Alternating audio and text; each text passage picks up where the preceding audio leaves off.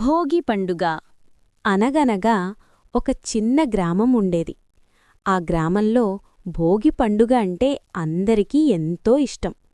భోగి రాగానే చలికాలం ముగిసిన ఆనందం, కొత్త ఆశలు మొదలైనట్టు గ్రామమంతా సంబరంగా మారిపోయేది.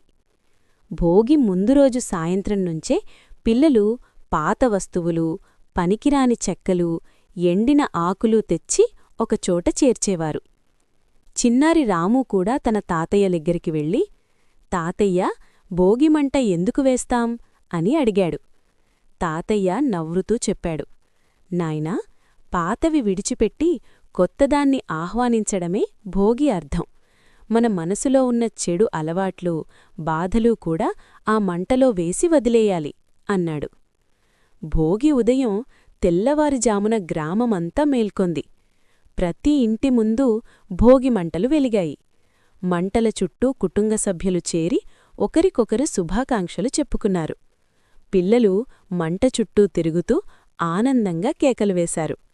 అమ్మలు అందమైన మగ్గులు వేసి ఇంటి ముందు గొబ్బిళ్ళు పెట్టారు. ఇంట్లోనుంచి పొంగలి, గారెలు, చక్కెర పొంగలి వాసనలతో గాలి నిండిపోయింది. పెద్దలు ఆశీర్వాదాలు ఇస్తుండగా పిల్లల ముఖాల్లో నవ్వులు వెలిగాయి. ఆ రోజు రాము తన తాతయ్య మాటలు గుర్తుచేసుకున్నాడు. ఇప్పటినుంచి అలసత్వం, కోపం వదిలేస్తాను అని మనసులో అనుకున్నాడు.